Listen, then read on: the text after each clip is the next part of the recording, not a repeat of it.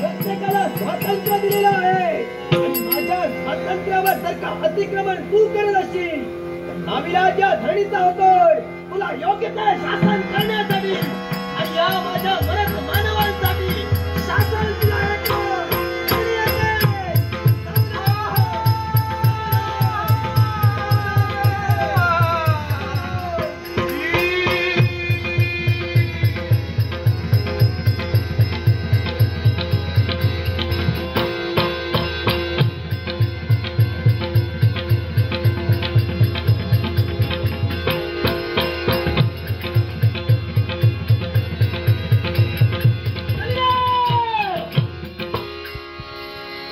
यावेळी माझ्या अस्तित्वावर अतिक्रमण करू पाहतोय.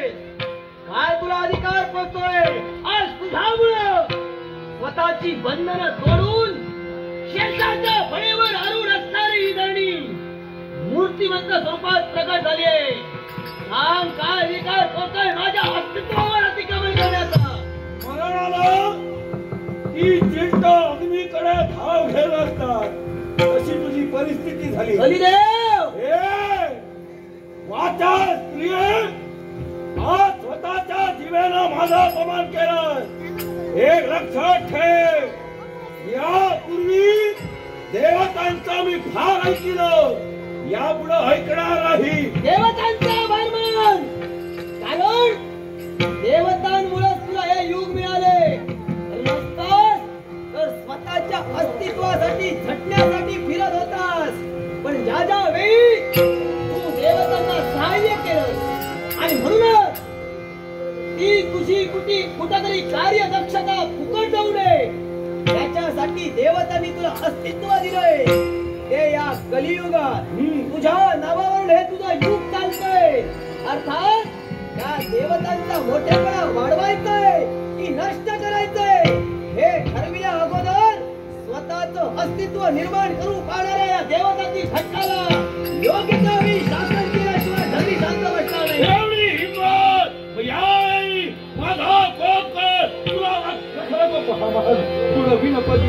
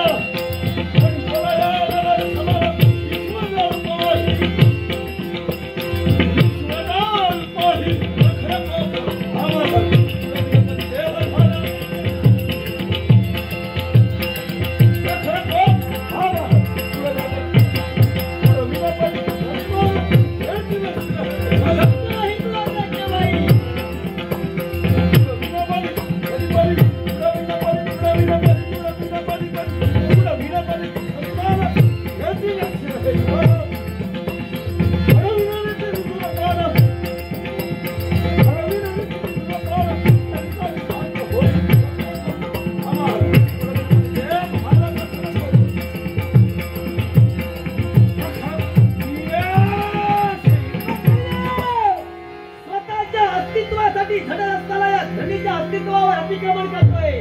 आणि हा नको तो प्रलय जर का तू निर्माण करत असशील तर तो जो प्रलय तू निर्माण करशील तो प्रत्येक प्रलय उधळून जावी उधळी न प्रलयाचा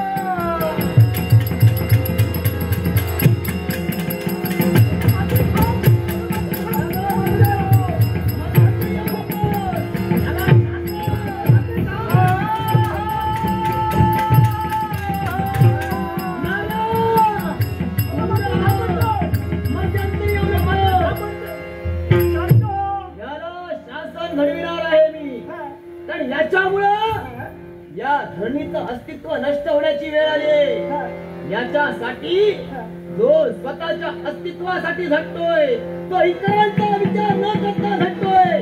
सध्या कलिदेवतेला शासन. होय माते शांत हो. का शांत हो माते देवर्षी नारद विचार करा. 3 युग मागे लोटले. सत्य त्रेता आणि द्वापर. सत्य युगाच्या ठाई 18 विश्व पुण्य आणि 2 विश्व पाप.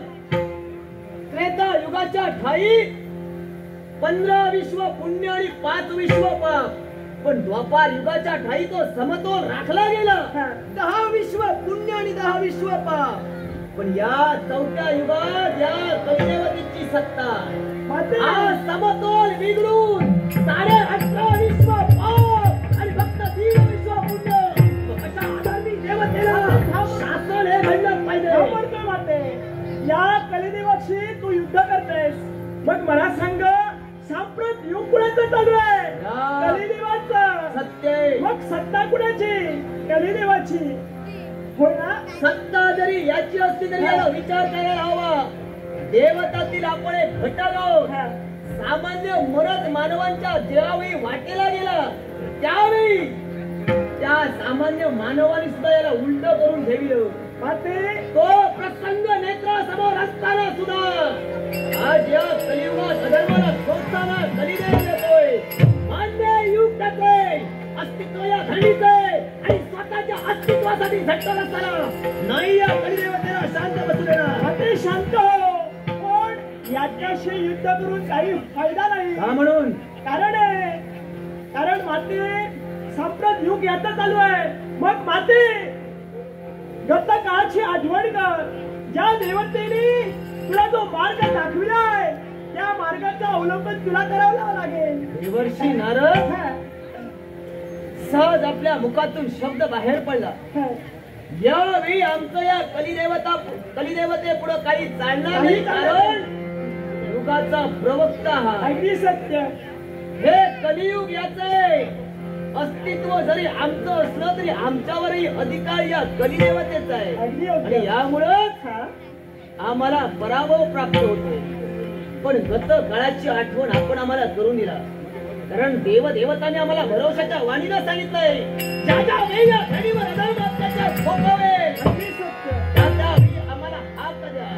मग त्या गत काळची आठवण होते. मग यावेळी आम्ही सुद्धा काय करतोय पहा. कलिदेव यावेळी तुम्हाला योग्य ते शासन घडविण्यासाठी धूम्रास्त्राची प्रेरणा.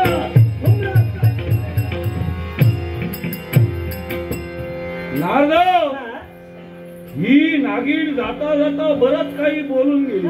पण कलिदेवा खणावर करू पाहते. मग या नागिनीचा घात पाडल्याशिवाय कधी येतो तुझा.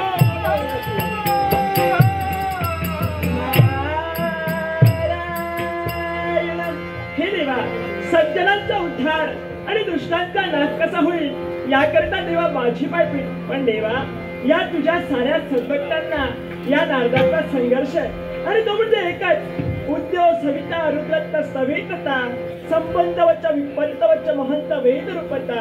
हे पहावत हो. सूर्य नारायण उगवताना लहान असतो आणि मावळताना देखील लहान असतो. पण तुम्ही तुमच्या जीवनात काय करता? सुख आलं म्हणून